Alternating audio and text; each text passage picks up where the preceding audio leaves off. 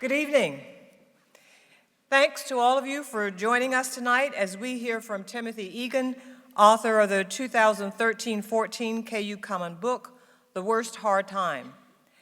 I also want to welcome participants in the Lawrence Public Library's Read Across Lawrence program, which also selected the book, making this a shared experience for our entire community. As those of you who read it, and I know all of the students here did read it, The Worst Hard Time, you know, is a chronicle of the worst environmental disaster in American history, and one in which humans played a central role. It is at times heartbreaking, at times uplifting, but throughout giving us insights into not just what happened, but how people responded to it and why. While this is an extreme experience in American history, you can look around the world at similar disasters happening as we speak. Drought, desertification, displacement. People around our planet are dealing with their own worst hard times. And just as was the case leading up to the Dust Bowl, warnings have gone and are going unheeded, especially when those warnings conflict with our self-interest. What we learn from science is often challenged by economic interests, and we see in practice the very human desire to find justifications for the actions that we want to take rather than the other way around. At Convocation, I spoke about the worst hard time and how it relates to many of the goals that we have for our students' education. One, critical thinking and the ability to evaluate competing arguments, a knowledge of history and how society is shaped by men and women as well as by weather and climate, and an understanding of the interconnected nature of our world and our environment. All of these are central to the KU core curriculum and are represented in tonight's speaker's book. You may recognize Timothy Egan from Ken Burns' The Dust Bowl, where he was a central figure, along with KU's own Donald Worcester, Distinguished Professor Emeritus of History. Timothy Egan is a reporter and author who in 2001 won a Pulitzer Prize as part of a team of reporters on the New York Times series, How Race is Lived in America.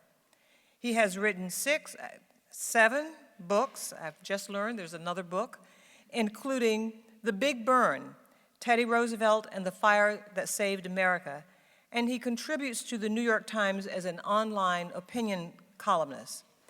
Egan is a third-generation Westerner who now lives in Seattle, where he graduated from the University of Washington.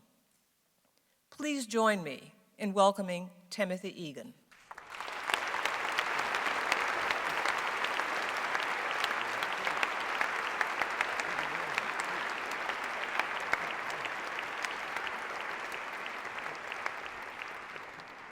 Well, it's great to be back in Kansas, although I never got to this part of Kansas, to tell you the truth. Most of my time, in fact, all of my time in Kansas was spent in places that I don't think many of you have been to, little towns in the west of Kansas, little towns in the High Plains part of it, but this is wonderful. I didn't know there were places with hills and greenery and all this wonderful stuff. The infinity of flat is not here. Thank you, Chancellor, for that wonderful introduction. I'm still a little embarrassed when I hear this kind of thing. My daughter, when she was young, came home from school. The teacher had asked her if her dad was this author, and she came home from school and she said, "Daddy, are you an extinguished author?" And, you know, I sort of want to make the case to you that when you write a book, it's a plea for immortality. It's a plea to have your words outlive you. So indeed, when I am an extinguished author, I hope you will continue to read me. You know, when my son was in high school taking his AP American History, he came home with the standard text, I guess the standard text for his school on AP American History. And I was then deep into the writing of this book. I was just breathing, snorting, spitting dust in my sleep. I would wake up just thinking some of the chapters and some of the characters, because you have to live the dream. You know, when you write a book, you're supposed to stay deep into it. He comes home with this history book, and I've loved history since I was a little kid, and my mother gave me, you know, Mark Twain stuff, which isn't technically history, but I could imagine Huck Finn. And I look in the back, I look in this little, you know, guide to see the Dust Bowl, and it's one paragraph. One paragraph. As your chancellor said, it was the largest man-caused disaster in our history. It came at a time when the earth itself turned on these people. It came at a time when we had never had a worse depression, when 1 in 4 people were out of work.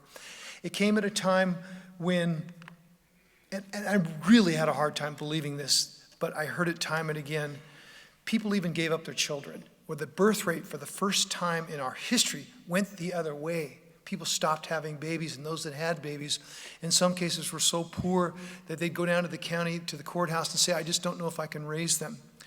One paragraph, this extraordinary story that tells us so much about human nature, about hubris, about, you know, what we think we can do, about our relationship with the earth, all this stuff, one paragraph.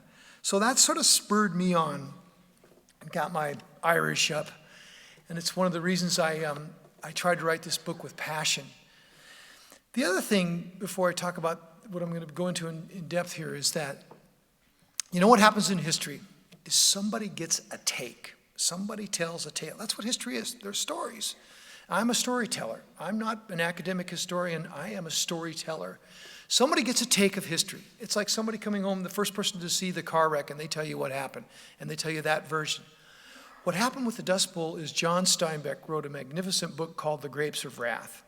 It was made into a film starring Henry Ford. It won Academy Awards, and that became the accepted story of the Dust Bowl, that everybody left. In fact, there were 3 million people living in the 5-state area of the Dust Bowl, and how many of them left? 1 in 3. It was very significant. It was the largest movement of Americans from a natural event, unnatural as it turned out, until Hurricane Katrina. But 2 million of them didn't go anywhere. They stayed behind, and there's earthen floors of these sod houses and these dugouts and these tiny places where they live. They stayed behind when storms came out of nowhere and blackened the sun. And that was my jumping off point. It was like, holy cow, maybe what we know about this event in history is only part of it. Maybe there's a bigger story there. Maybe there's a story I can tell, and that's what you live for. The other thing and the chancellor touched upon this, and I didn't really understand this, you know, growing up, hearing about the Dust Bowl, even as a journalist in the New York Times journalist, I didn't understand it. It was human caused. So we have a debate. We shouldn't have a debate because most scientists, there's a consensus view, but we have a debate. Can human beings change the climate? Can human beings change the earth? Can we have our own under the dome? And the dome is the CO2 that comes down on earth and makes everything bad. And my answer to that is we already did. We have a mini story of climate change, and it's the Dust Bowl itself. So that's the other big point I want you to try to understand here. I came to this thing accidentally. I was going all over the Western Prairie doing a series for the New York Times on the collapse of small town America. And I would go into these dying little towns, and they were dying. They're, 3/4 of the counties in the high Western Plains have less people now than they had 100 years ago. They meet the census definition of frontier. They have less than 4 people per square mile. So these towns were left with not a bank, not a high school, not a grade school, not a restaurant, maybe a mini mart, if they were lucky, with that same hot dog that rolls around constantly under the red light. I think they get that from one place. And old people. That's what was left. Old people with their memories. Old people with their stories. Old people with this chapter of history just about to leave us. And inevitably, in my research, there would come a moment where one of these folks would go back into a room and rumble around, and I'd hear a bunch of stumbling and paper shuffling, and they'd come back with a shoebox. And they'd open up that shoebox, and inside that shoebox was a life story. Inside that shoebox were letters, pictures, diaries, little mementos, pieces, the scraps and shrapnel of an untold story of a history. And that's where I got my history, the personal side, from those shoe boxes and from looking into the faces of those people, almost all of whom are gone now. Now, they were about your age, your age or a little younger. I'm assuming most of you are students, so that's why I'm saying your age. And when I talked to them, they were 90 or so years old. But you know that scene in the opening of the movie Titanic where this elderly woman who becomes Kate Winslet is telling the story of being one of the last survivors of the Titanic? That's how it was for me. I'd be sitting down with a 90-year-old woman, and after about 20 minutes of talking to her, I wasn't talking to an old lady or a person who was hard to move and hard to hear. I was talking to a 17-year-old girl who was just about ready to get out of high school and just about ready to marry her high school sweetheart and thinking maybe she'd have a family of her own and the world was ahead of her.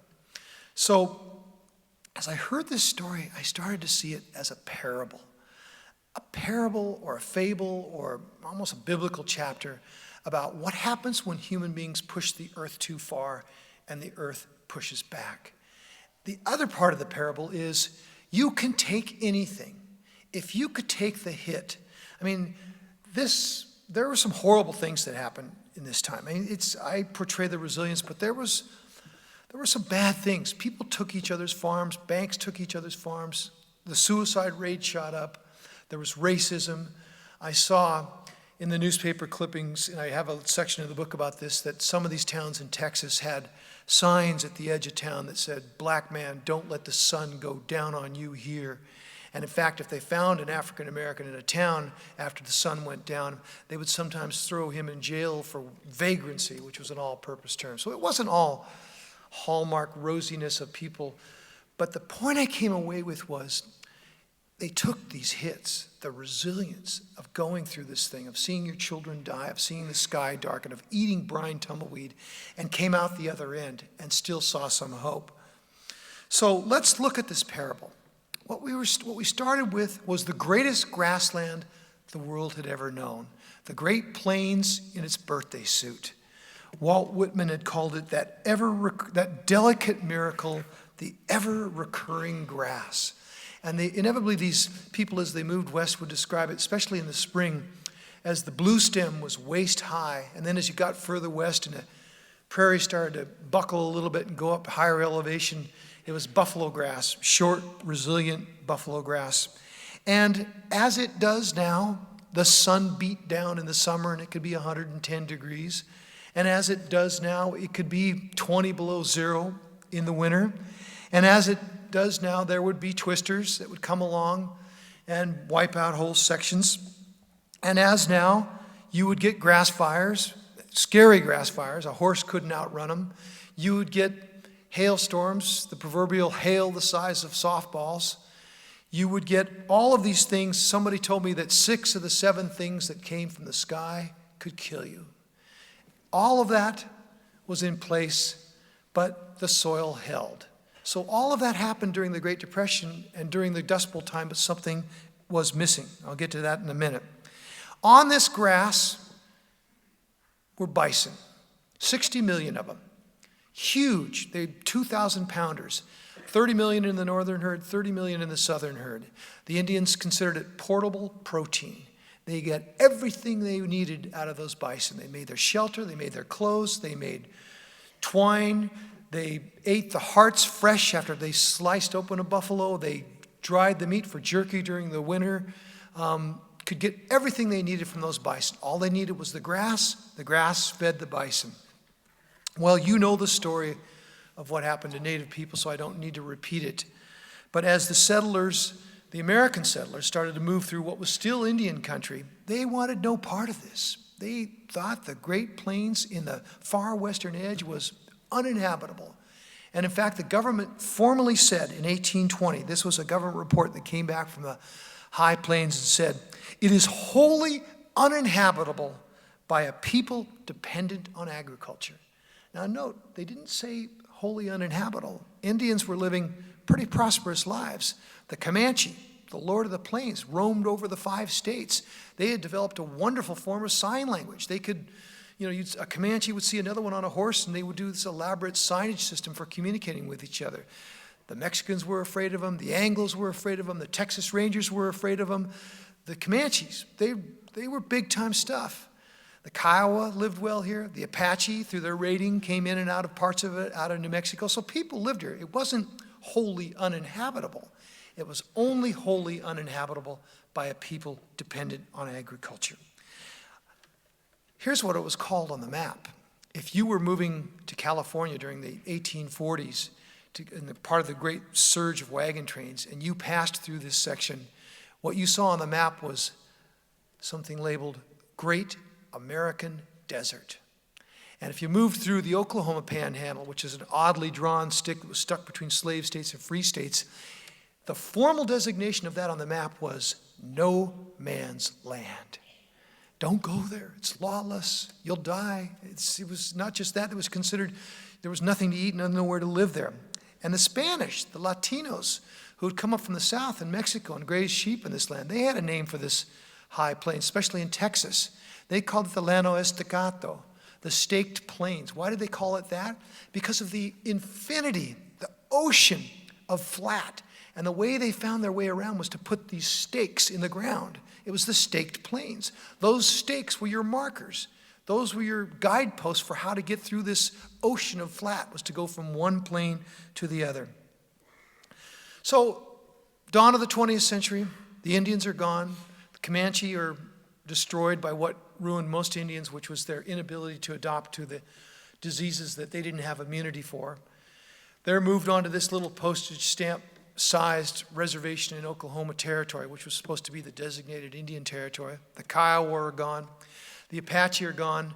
Geronimo, when he was captured just before the 20th century, the last of the Indians to resist, had 6 people with him. They're gone, completely erased of people. The bison are gone, completely. The 60 million bison gone, except for a tiny little remnant herd, maybe 100 of them, living in Yellowstone Park, thanks to people like Teddy Roosevelt, who thought it would be important to try to save this signature American animal.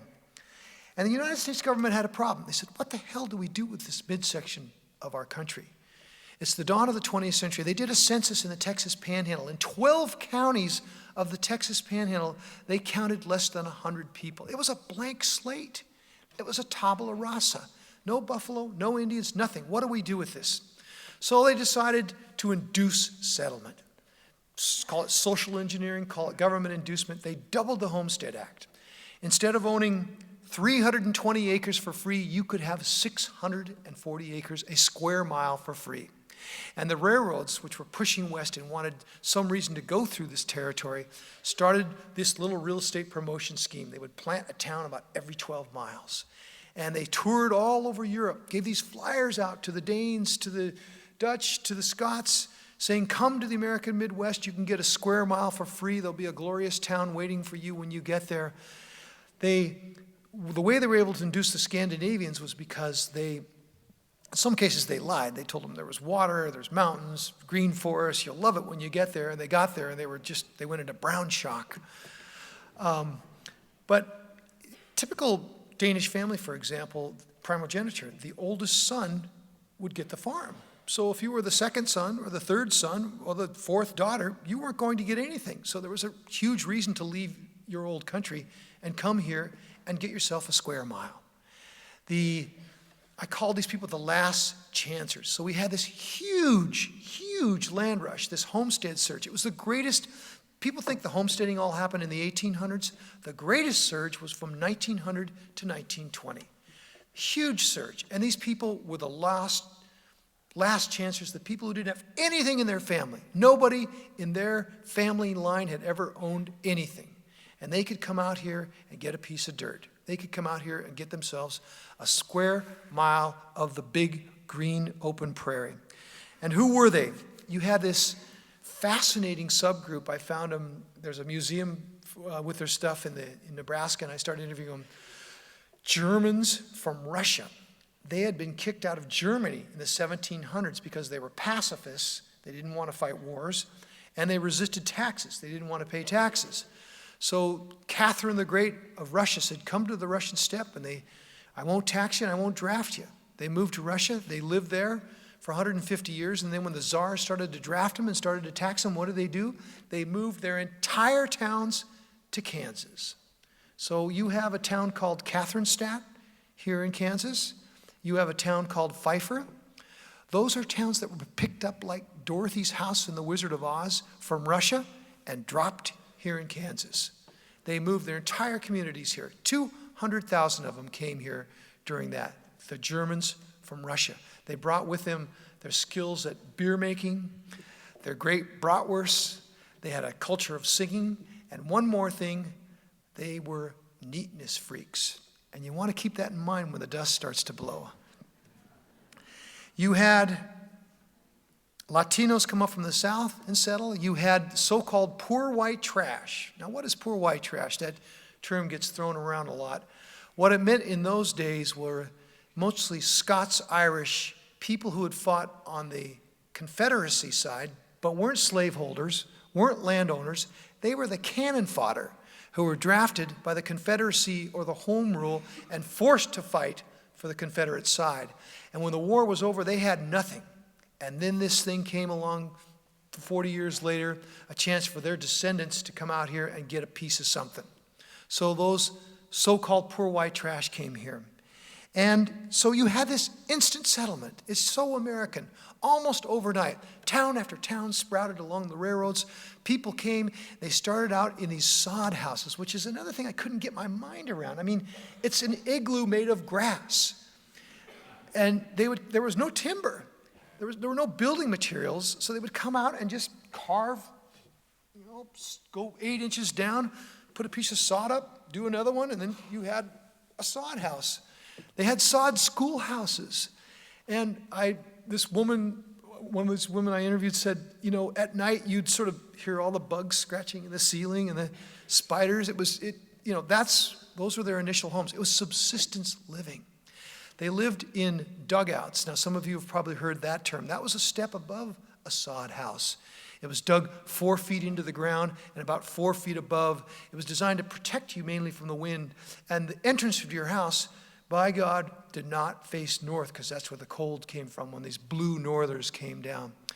I interviewed a guy named Ike Osteen, a wonderful guy. He later landed in Normandy in World War II and fought the Nazis. And he was from a family of 9. They lived in a 400-square-foot dugout with an earthen floor. And I asked Ike later, what was harder, fighting the Nazis, landing in Normandy Beach where every other one of your friends is going to be shredded, going up that cliff there, not knowing what's going to happen, or living through the Dust Bowl? And he said without blinking, the Dust Bowl was harder because there was random death. You didn't know when a storm was going to come. You had no idea when something was going to take one of your friends. But that didn't happen just yet. They prospered. They came out of their sod houses and out of their dugouts, and they built timber frame houses. And I always wondered, how the hell did they get water in this part of the country? It's the driest part of our nation. Well, remember the wind. The wind always blows. So they would order from Sears and Roebuck windmill kits and go down to the train station and pick up their windmill kit, which they'd ordered by mail, take it out to their square mile, put the windmill up, and voila, water from the ground. Because the wind was blowing, it pumped it up, and you had water for your stock, and you had water for your garden, you had water for subsistence. You were on your way. And things went very well for a while. In the first 15 to 20 years, those were wet years. People doubled their acreage, tripled their acreage. They bought nice clothes for their kids. They got out of the earthen floor they'd had and built a real house. They bought brand new cars. And you always, often these pictures, what you always see is the car. They were so damn proud of the car. You see them standing in front of their Model A or their Model T. And they gave their kids piano lessons, and they could afford all these sort of luxuries. They felt like they'd been blessed. And soon this thing attracted a different category of farmer. They called them suitcase farmers. There was so much money to be made in the wheat game. These suitcase farmers would show up in the fall with their suitcases, get off at the train depot, go out, claim a square mile, have the grass ripped up, throw some seed in the ground, and come back in the spring and harvest it. And they thought it would go on forever. The price of wheat doubled and tripled, and doubled again until it was selling for almost what it's selling for now without being adjusted for inflation. There was a woman in Kansas, a rancher. She boasted in, I think it was 1922, I made more money last year than Babe Ruth did. That's the kind of money was to be made from this thing. Now, this goes to the parable part of it. Everything that goes up has to go down. Every balloon bubble gets burst, whether it's real estate or gold or any other kind of commodities. Tulips were the first and most famous one that happened 300 years ago in Holland.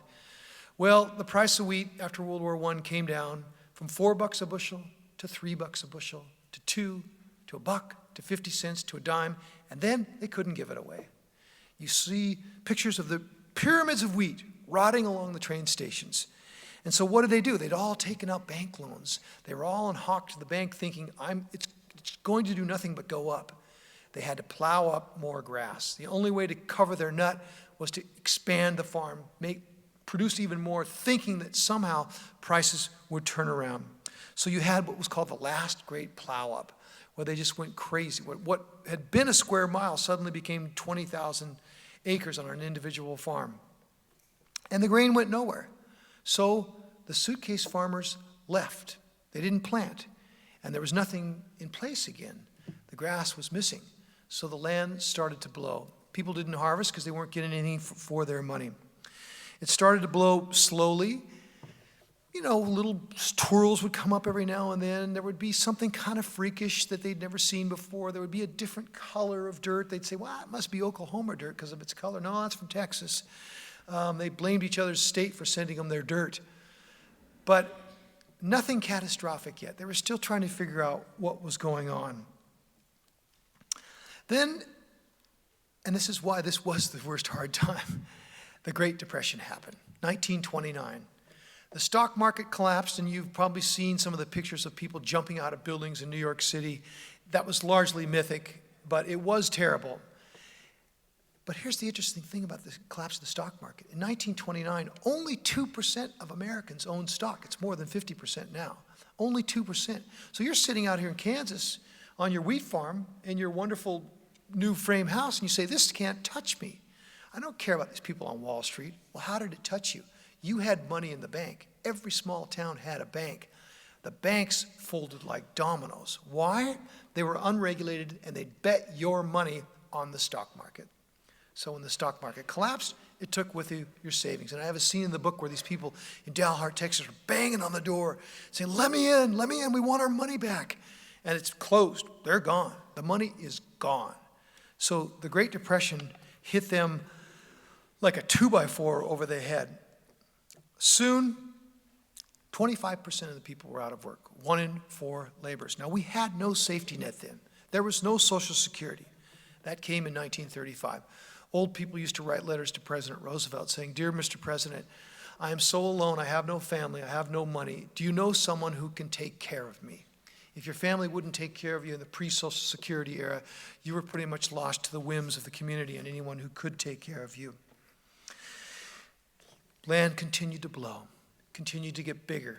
The storms continued to be more frequent. They started to have weird names for them. They called them black blizzards, a new term in our lexicography, a new term to the language of the plains. And when it would snow and there would be a duster going on, the snow would be dark, and they called that a snuster. So they came up with all these different terms. Then these storms got huge. In 1934, there was a storm that came up. It originated, I think, here in Kansas. It went north a little bit, and then it took a right turn. And when it hit Chicago, it dumped 6,000 tons on the city of Chicago. They were freaked out. They didn't want it, of course. They didn't know what this was. It continued on to New York City. At 2 o'clock in the afternoon, the streetlights went on in New York City, and those who could afford it did what New Yorkers always do in a panic. They rushed to see their shrinks. And they wondered, what is this? Where did this come from? New York went black at 2 o'clock because you sent your dirt to the city.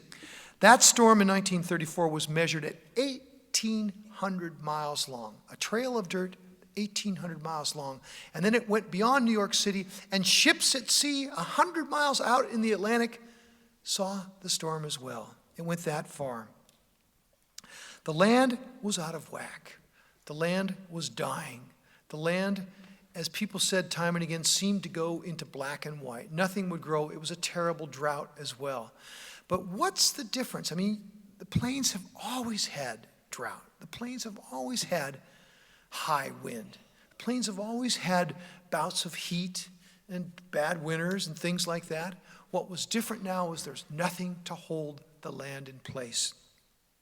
So when one of these storms would come, I sometimes describe it as, you know, when you're driving, say, across toward Colorado and towards Denver, and as you see the Rocky Mountains on the horizon there, so this long brown line, they would see one of these storms because they had, remember, this great flat. The high plains is not like this part of Kansas. It's just flat. They would see one of these storms. Some of these storms were 100 miles long and 5,000 feet high. It was like a mountain range on the move. It was like a range moving toward them. This great Eden that they'd had just 15 years ago suddenly couldn't feed people. The town of Boise City, Oklahoma, sent a telegram to Washington, D.C., said, half the town, imminently starving, need immediate help.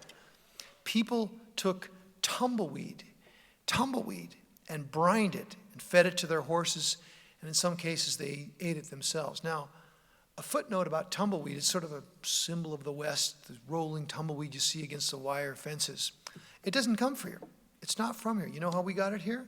Those Germans from Russia who came to the United States, they had sown in the vest pockets of their clothes the seeds of turkey red wheat. That is the wheat that's grown in dry climates called dryland wheat. But the accidental seeds that got in there with the wheat seeds were something called Russian thistle. What is Russian thistle? It's tumbleweed. That's how we got it. It came in the seeds of the pockets, seeds put in the pockets of those people from Russia. Tumbleweed would grow, and they brined it and ate it. People ate roadkill.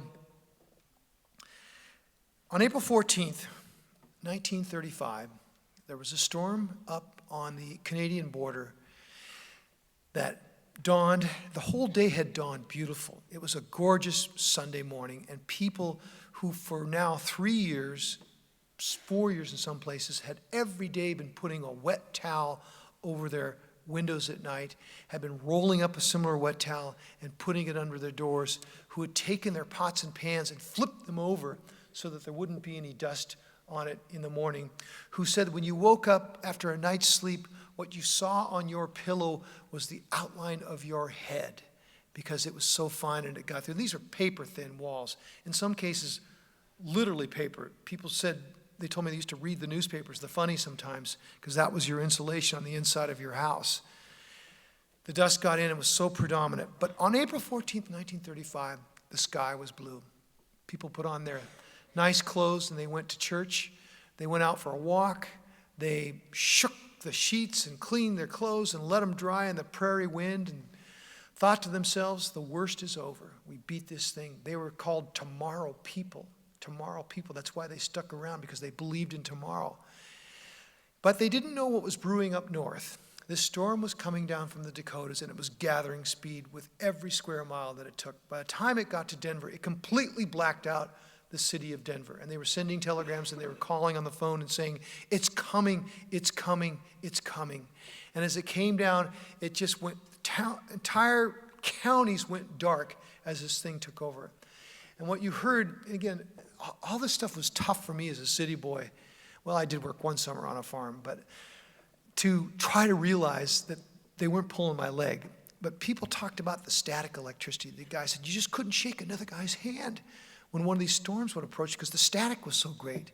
And in fact, if you had a car, you carried a chain to ground that electricity, to ground it as you drove along. And so people would drag the chain along to ground it. So they knew the thing was upon them because the static, the electricity was there. And they knew they had to run and try to get into some sort of shelter.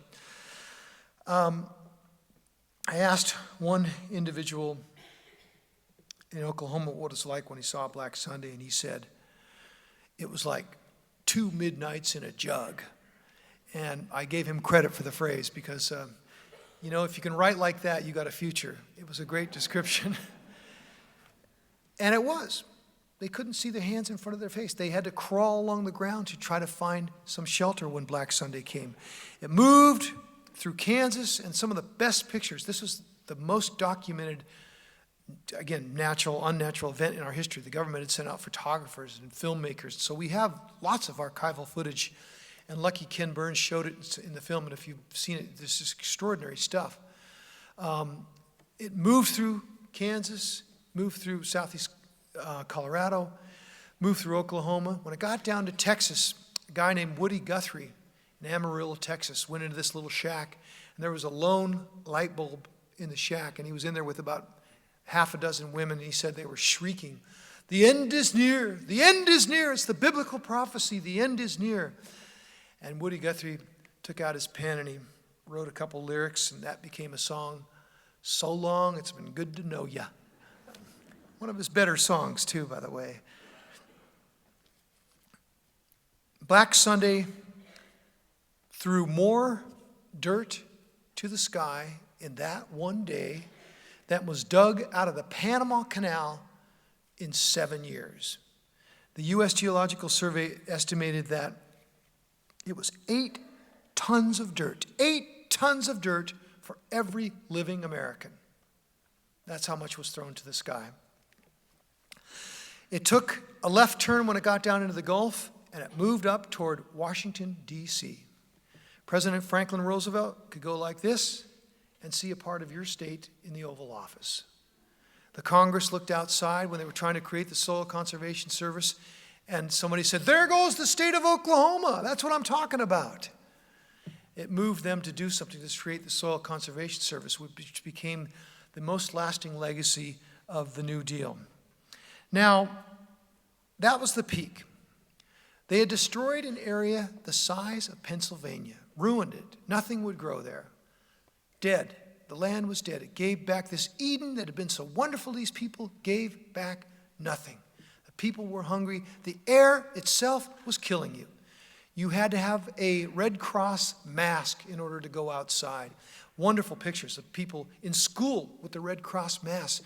There were kids in Boise City, I talk about in the book, who were sitting in their school having a lesson, and then a storm came and bang, bang, bang. All the windows got knocked out because of this thing. And they said, "Get under your desk." They got under their desk and they couldn't see the kid next to them. It was a horrific time.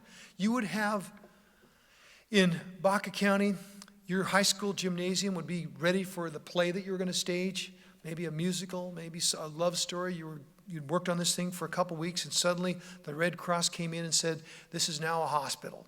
They converted these high school gymnasiums under the basketball hoops into triage hospitals. People died of something called dust pneumonia, which is a form of silicosis. These tiny particles of dust would get into your lungs and so compromise your breathing. I found an entry in a diary from a doctor who talked about looking at a 17-year-old kid, healthy, husky, football player-looking guy, otherwise healthy, who had trouble breathing, was coughing up all this dirt on the pillow, and the doctor came in and looked down into his throat, and he said to him, "Son, you are just filled up with dirt." And that kid died about 2 weeks later of dust pneumonia. That was the randomness of death. That's what Ike, the guy who landed on Normandy in World War II, said. That's what was so scary about it. You didn't know who it was going to strike. You didn't know when it would take your best friend. Man himself, human beings had become, by 1935, a force of awful geology. So don't tell me that human beings can't change the climate. Don't tell me that human beings can't change the earth. They did change the earth. They were a force of geology. Now, it's not very complicated what happened. And I have a scene in the book, a guy named Bam White, half Apache, half Anglo. He was a cowboy, had horses on the XIT ranch down in Texas. And in fact, if they'd kept that land in grass and just run cattle over it as there had been bison, there never would have been a problem. It's great grass country. They shouldn't have turned it over, though. His son was with him, and they looked out at this former Eden, now dead, this former great grassland, now brown, this former paradise, now blowing to the sky and killing the children in the schools. And he told his son the story. He said, "Wrong side up." And that, in a nutshell, if you remember nothing else from this, if you're forced to take notes for your classes, that, in a nutshell, is the story of the Dust Bowl. Wrong side up. Took this grass that had evolved over eons, flipped it up, nothing was there to hold the ground in place anymore. So, what could the government do, having sort of semi-created this problem? Do I blame these people? No. I mean, I came from a big Irish Catholic family. We were relatively poor. And if we were casting about and somebody said, you can go get a square mile of prairie grass for free, the Egans of 2 generations would have maybe taken them up on that. I don't blame people for that. That's the American story. We push out from nothing. We make something from nothing. We are proud of that. And these people were proud of that. So do I blame them for going where the government had told them to go when they doubled it? Do I blame them for going where the trains had ridden them there for free? The ride out there was free because they wanted to induce settlement. They wanted to build these towns. Do I blame those people for that? No, I don't. Perhaps when they got a little over their heads on this, and they all said this to me, they didn't need Al Gore to tell them. They didn't need Tim Egan to tell them that. They know at some point they pushed it. They know at some point there was this question of hubris, of going too far, the great Greek term. So the government was trying to figure out what could they do. Having lured all these people here, they now had a problem on their hands. And a lot of people were getting tired of them. There was this, it's not quite racism, but they called these Okies, these horrible terms. There were signs in the, Okie was a term for anyone who lived in the 5 states of the Dust Bowl, and as they moved to California, there were signs on the California border saying, "Go back, turn away, we won't let you in here." There were signs in the restaurants that said, "Okies and dogs use the back entrance." They treated them terrible, and there were letters in the newspapers in the East saying, why don't these people go back to where they came from?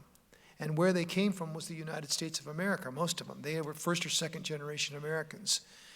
And so part of the political push was, why don't we just let them die? Why don't we just let the area empty out? And Roosevelt was not going to do that. The political scenario then was flipped. Texas, perhaps our most Republican state, was 75% Democrat. Oklahoma, which is now 75% Republican, was 75% Democrat. They had a connection with this New Deal Democrat from the Hudson River Valley, Franklin Roosevelt. Now, what would Roosevelt know about average people? Well, he had polio, remember. If you ever see pictures of Franklin Roosevelt, who helped us beat the Nazis, led us through the Great Depression, he had a metal brace on his legs. And any time he was at a podium, it was because they snapped the brace on his legs, and that's how he had to stand. He couldn't walk without the aid of someone else. When he was a young man, he spent an entire year on his back. And he said, if you spend a year laying on your back trying to move your small toe, nothing will faze you after that. So he had empathy for these people because of what he went through with polio. And he said, I'll be damned if I'm going to let a big part of America empty out on my watch. So they had this Dust Bowl Summit in 1937 after doing a report. And the report was terrible. It said that this thing was human-caused. It wasn't a drought. There was a bad drought, but it wasn't the drought's fault. They said human beings had caused it. They said settlement may even have been a mistake. And there was this thing called the resettlement effort where they paid people to move out of there. That was one part of it. That was one part of the tug. They also tried to restore the grass.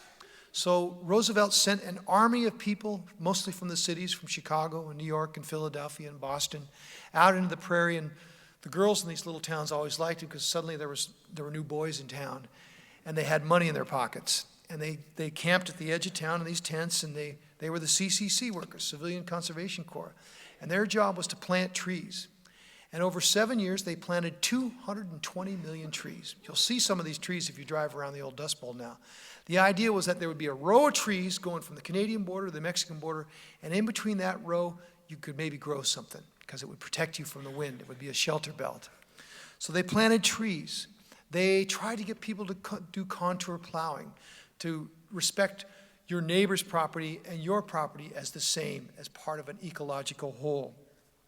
They even, this is one of the great ironies, approached some of the Native Americans and said, would you be interested in having this land back? And the Indians looked at them and like, are you crazy? Look what you've done to this thing. Of course, it's completely trashed.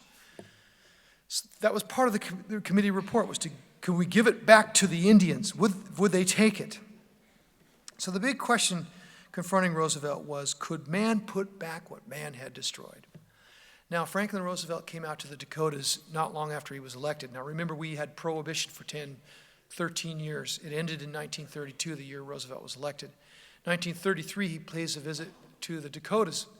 A guy in a bib overalls holds up a giant sign outside of Roosevelt's car, where he would always ride with that open-air car and the cigarette in the air. And it said, Mr. President, you gave us beer. Now give us water. And Roosevelt turned to his aide and said, the beer was the easy part. And as it turned out, the beer was the easy part, because everything, no matter what they tried, they couldn't repair what they had destroyed. Not with their 220 million trees, not with all the plantings of grass, not with all the efforts to turn this around. They couldn't repair it.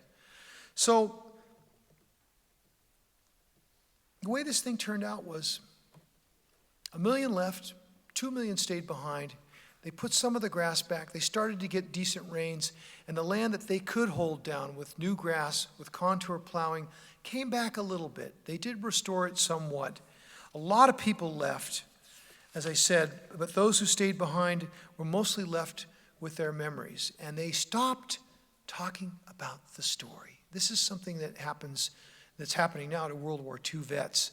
It went 10 years, 20 years. When I was going around trying to collect this story, it was almost 80 years old, and the last survivors held that story, and they hadn't talked about it for decades because they didn't think any of you would believe them. They didn't think I would believe them.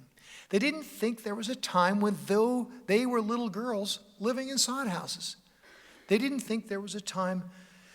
I tell this terrible story of a German man who was so proud of being a provider for his family, so proud of all he'd done, and then it all took away. He lost his manly pride, and he couldn't get clothes for his little kids for Easter Sunday because they would have had to wear burlap sacks. That's what onions and potatoes came in. That's the only clothing they had. So this girl, she was a girl then, she was 85 when I interviewed her, told me she saw her German father, this big, brawny provider.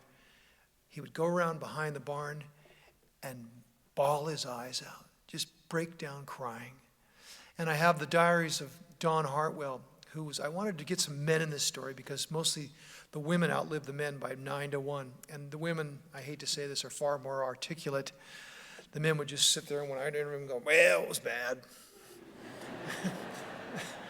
And I would always try to get something else. I'd say, I'd pause and go, how bad? And they just go, real bad. And the women would just go, oh, okay, so it was a Sunday, it was 9 o'clock, I was wearing a purple dress, well, maybe I was wearing the pink dress, and the sky was blue, robin's egg blue, and then it started to change, and then I was going to cook a pasta, or, there's just a great detail. So I wanted to get some men in this story. I found a diary from Nebraska that the Nebraska Historical Society had found because somebody was burning it. They were throwing it in a barrel, page by page, this old lady, and they came upon us and said, what are you doing? She said, I want it gone, the horror, I want it replaced. Well, they pulled this diary out of the fire and transcribed it, and I used it in my book. It's the Don Hartwell story. It's a story of a man and his diary over 5 years and how the Dust Bowl destroyed him. He loses his land, he loses his home, and he loses his wife. She has to go to work as a maid in Denver. They have no children. They disappear from the earth, and 60 years later, a guy like me comes along and finds the diary. What was interesting about that diary, I mentioned how he's on a Nebraska farm. They had good radio service from all over. He listened, for some reason, to New York Yankee games every night. He hated the Yankees. It's good to know that Yankee hatred was pretty consistent through the years.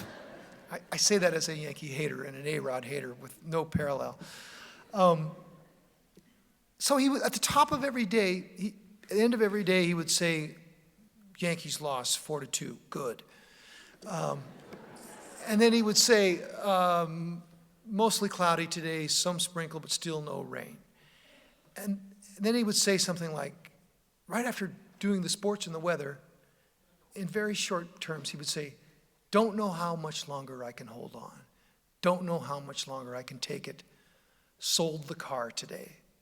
Something like that. So you'll see in the book, after a while, I just put those diary entries. I didn't even comment on them. But it's how an event destroyed a human being. So we are left with their stories.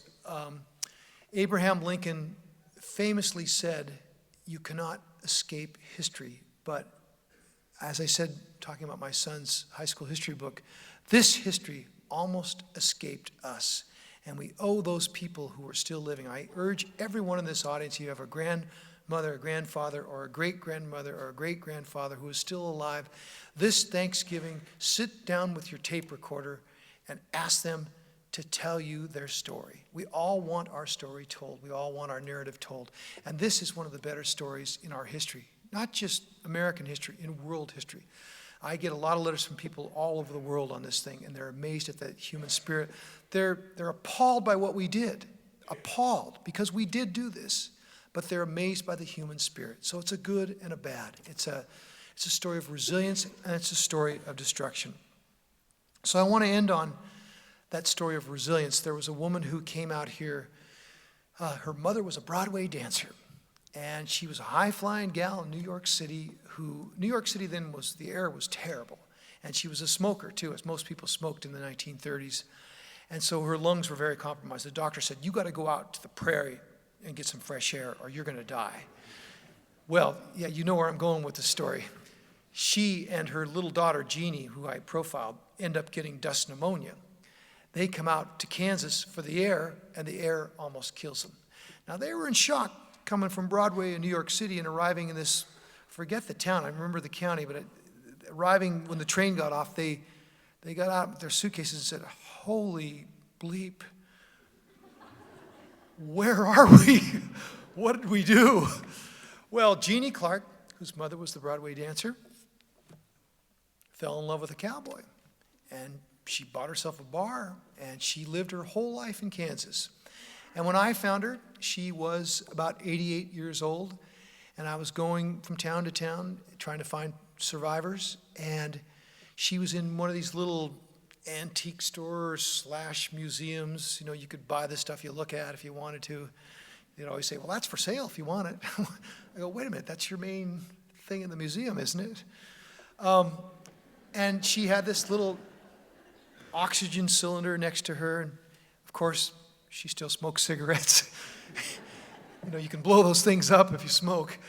And I said, excuse me, ma'am, do you know anyone who was around in the dirty 30s? That's what they called it, the dirty 30s. And she said, oh, pull up a seat. And that was the start of my introduction to Jeannie Clark. I really got to love her. I spent a lot of time with her. I told her story. So after the book came out, you know, I was really afraid that no one was going to want to read it because it's not light reading. It's not a Valentine's Day gift. Honey, I love you. Here's the worst hard time. You know, I'm glad they forced you to read it, but hopefully it wasn't too much of a push. But I was afraid no one would read it. I was afraid that, like my son's high school history book, that no one would care. That would be too hard of a history. I think I'd told an honest story, but I thought it was going to be too hard. And that people, like all those dust bowlers, no one was going to believe their story. Well, people believe their story. The book has sold almost 1 million copies, and it became a Ken Burns film. But Jeannie Clark, the people I really care about, the people I profiled, got to have their story told. So Jeannie told me that 7th graders would show up on her doorstep and knock on her door with their little notebooks and say, we're doing a project on the Dust Bowl. Can we talk to you? And she would say, pull up a seat to them and tell her story to these little kids who were doing a Dust Bowl project. The Chamber of Commerce in the county invited Jeannie to speak and tell her story. So a story that nearly went black, nearly went dark, that she stopped talking about for all these years was revived. And she called me up 2 months before she died, and she was like a schoolgirl. She was just giddy, and she said, Tim, I'm like a rock star in this county now. So She got, in the end, I'm so happy, and this is the rarest of thing for us, we people who tell histories. I want you to think of history not as a blank slate, not as a sepia tone picture, not as a statue, not as a series of dates, but as drama, as individuals like you struggling with life stories. Jeannie, in the end, got what all of us want. She got to have her story told. Thank you.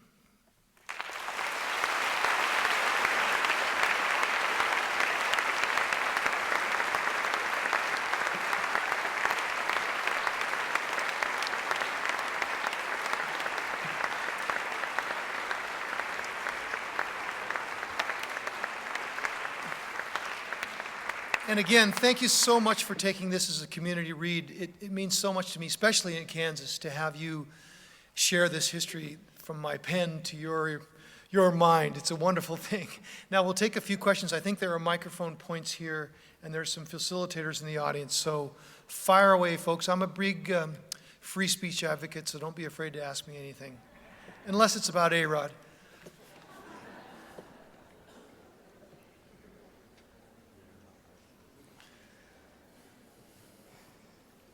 Yes, sir. You want to go ahead there? Yes, I'm dying to ask this question because it's highly relevant in my opinion. I was born at the tail end of the Great Dust Bowl, and I have read your book as a cautionary tale, and I think it'll only be completed in my mind if you can illuminate what policies need to be implemented, what conservation measures need to be undertaken to forestall still another dust bowl. Many are aware in this audience that the aquifer that you mention so often, that crosses many states, is being depleted rapidly. We are on the verge of having another great calamity. What are the policies that we can get in place soon? Well, good question. Yeah. Now, even though I write an opinion column for the New York Times, I consider myself a story writer, a storyteller, and not a policy maker. I hope, these people will show some judgment. You wouldn't know it from the United States Congress right now, the way it's acting. Of course they know they're drawing down the Oglala Aquifer. It appalled me being down in Oklahoma and Texas and seeing these giant pivot sprinklers sucking up the aquifer to grow cotton, and they all knew it. I mean, the USGS is telling them this thing is going to be gone. They said, we're going to get it while it's getting's good, and boy, this place, 15 years, no one's going to want to live here. Well, yeah, because you're going to make it another moonscape. So they knew it, and people ask me, the question you always ask a teller of history is, did we learn from this? They asked this about the Holocaust. They asked this about the Civil War. They asked this about every event in our history that is a bad thing. Did we learn from this? I'm an optimistic person. I'm a positive person. I like to think we learned from this, but I don't think you see it in the policy right now because we are sucking this is a Great Lakes underneath the plains is what it is. It's a thing that took thousands and thousands and thousands of years to create, coming off a runoff off the Rocky Mountains, and we are sucking it dry through short-sighted policies. And what can we do? I think we can do what they did with the blowing soil, was to get people to look at it as a whole and not, I've got my piece, screw you. That's what they did. That was the main thing with the Soil Conservation Service, was to get people to say, it's not your land against his land or her land. It's all part of the same land. And that water has to be looked at that way.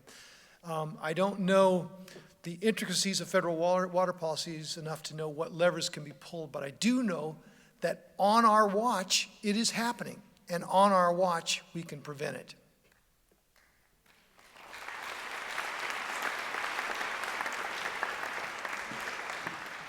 So I grew up in Kansas, and before reading the book, I always wondered, how dare these people leave during the Dust Bowl? How could they be so sort of weak-minded and leave? And after reading your book, I then ask, why did these people stay?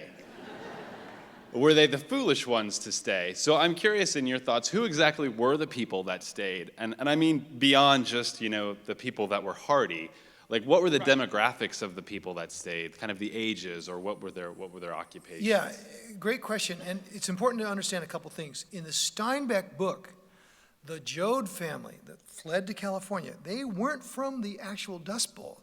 They were from Missouri and Arkansas and places that got a little more water, but they were tenant farmers, so they didn't own anything.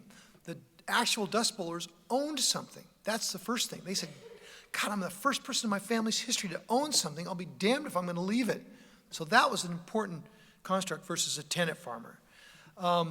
Second thing, they would get letters from people who did leave saying they hate us, that we're not welcome in the Central Valley of California. Sure, it was a land of milk and honey. It was a much better thing, but they weren't treated well. So the third thing, I mentioned this earlier, they called themselves tomorrow people. They believed in tomorrow. They had no institutional memory. They'd wiped out the Indians. Nobody had lived there more than 20 years. So they couldn't go to Grandpa. They couldn't even go to any archives and say, have we had something like this before? And how do we deal with it? So they had no institutional memory to tell them how to proceed. They were almost without doubt young people in their 20s who were starting families and coming of age and had kids, in some cases a lot of kids. And it's also important to understand the psychology of being in the middle of an event. You never, or you rarely know when you're in the middle of something. You only know when history passes and you go, look at those idiots, how come they couldn't understand it? Right now, we may be in the middle of what people will look back on climate change and say, how could they be so stupid? They had 10 of the 12 hottest years ever. They had Hurricane Sandy come along and raise the sea enough to swamp lower New York City and wipe out the Jersey Shore and cause wildfires like we'd never seen in the American West. How could they not know? Well, that's human psychology when you're in the middle of one of those things. And they didn't think, oh, this is going to be a 10-year Dust Bowl. They thought this is a freakish thing. Sure, it's gone on for 4 or 5 years, but it can't last forever. It has to end. Next year, it will go away. So they had this psychology. And I don't want to paint it all like that. The suicide rate went up. Homicide rate went up. The birth rate went down to almost nothing. So it was grim. They had these dust lunacy trials in Texas where people would come in and say, I've just gone crazy. I can't raise my family anymore. And they would take their kids from them. So they were intelligent people. I mean, some of them had college degrees. There's a woman named Carolyn Henderson who's featured in the Ken Burns film. She had, I think, a degree from Rutgers and married a farmer and wrote this extraordinary diary. I liked it because it talked about how lonely she was and how much she missed human company and how she felt so isolated on the prairie, just to this house all alone with the dust. She loved her husband. She stayed put the whole time. But she talked about the loneliness of it. So all those factors went into it, that tomorrow people, the idea that going somewhere else after a while was not going to be any better because they said, we're not welcome here. And most importantly, you owned it. You owned something. So, yes, over here. You talk a lot about hope in both the story and in today's speech about tomorrow people and things like that. Where do you think all that hope came from in these people, and also how could we as college students and adults who all have our own problems that can't compare to the Dust Bowl can actually access at least part of that hope and then go through our days where sometimes we have major problems of our own? Yeah, good question. I grappled with this thing because when I was researching this book, I started to have this sort of macro thought, one of my takeaway thoughts, which was, my problems are nothing. That compared to this, I would complain because I couldn't get the University of Washington football game on my cable because they were running it on a different channel, and that really bothered me. I would complain because the chicken in the grill wasn't quite up to my standard. I mean, they were just minor problems. I would complain because I couldn't pay a bill or something like that. My problems were nothing. And I don't want to diminish the Great Recession. It has been horrible. It has hurt a lot of families. It has caused a lot of hardship. It has caused tuition to go up. It has caused, people to stay in school longer and not get jobs. But compared to this, it's almost no comparison. All problems are relative, of course. But it pays, and this is what I told my kids, it pays to give yourself, when you're feeling depressed, when you're feeling like you have these problems, to give yourself a sense of perspective and think about what other people went through. And that's what I did. I came to admire them, and I came to, I tried to stop whining and complaining about my own problems just because by comparison, and tried to learn from them, try to dig in. Now, they were also of the generation where they didn't really bitch and moan a lot. I mean, they would suck it up. I'm using colloquialisms for all this. They didn't use any of those terms. They just wouldn't talk about it. They would internalize it, which I don't think is necessarily a good thing. But they were kind of people who just would, they were of a different type of person. The hope part, the reason I stress that so much is because you can read this book and think, God, this is as bad as it gets. But I also want you to read this book and say, it's a story of survival. If you've ever read this book, Unbroken, about the World War II person who floats out at sea and this thing that happens to him, it's a similar sort of tale in the sense of resilience. And that buoys me, that encourages me, as I go through my stress and stuff. Over here. Mr. Egan, first of all, thank you for speaking here tonight. I am curious, a fairly common commentary on the Dust Bowl is that it's the closest thing that we as Americans have to a sort of American mythology. And being a classics major, I'm curious on your take on the idea that the Dust Bowl is the closest thing that we have to the mythology of the American Midwest. Mythology, that's a great observation. Part of it is because great songs, great music came out of this era. Woody Guthrie, foremost among them, but there were others. There's a lot of terrific folk music. I've had it sent to me, and I've been to a couple of these festivals in California of the so-called Okie survivors, and the music is fantastic. Great films came out of this. The Plow That Broke the Plains was one of the most stunning documentaries ever done. It was done for the government. It influenced Alfred Hitchcock because it was so dramatic in the cutting, the cross-cutting in that. Fantastic photography came out of this era. The government sent federal photographers and writers out to the Dust Bowl, and they sent them out with this instruction: bring me faces. I want to see people's faces. I want to see expressions. Roosevelt was trying to convince the rest of the country that it's worth helping these folks. The country was tired of them. They didn't want to help them anymore. They were turning selfish. They, what about our own needs? And Roosevelt said, bring me faces. Bring me pictures of children and mothers. And so it was very well documented, very well photographed by people who were your age, just out of college. And they got these great jobs coming out here, working for the Farm Service Administration as writers and photographers and filmmakers. And so it was very well, and I think that's the technical part of why it got mythologized. The other part is what I said at the start of this talk. It's like a parable. It's like a fable. It lends itself to mythology. It could be a Greek parable. And I said this earlier, I'll say it again. They don't need a college professor. They don't need a writer like me to tell them. They knew it. Some of them put it in biblical terms, that it was biblical prophecy. They'd sinned, they made so much money, they plowed up too much earth. But it lends itself to that storytelling, parable-like quality. Okay, I'll take one more question. Okay, I'm just curious. Your book relies heavily on, personal interviews and diaries and primary sources like that. And I think those are hard to find, but what was your strategy in gathering those stories? And then also maybe the biggest challenge you faced? So what was my strategy for? Getting all of the stories and finding them, and that Right. had to have been hard, I imagine. Yeah, I'll tell you my trick on that for anyone here who wants to be a writer, filmmaker, or storyteller in any way. You have random facts, and they're sitting out there, and they could be like the phone book. What human beings do is put narrative order on top of those random facts. And sometimes we get it wrong, sometimes we get it right, but we are storytelling people. We can't live without narrative order. So when I was researching this, I would hear these preposterous things. Now, they were true, but they sounded preposterous. And I was always thinking, story, story, story. Where does this fit?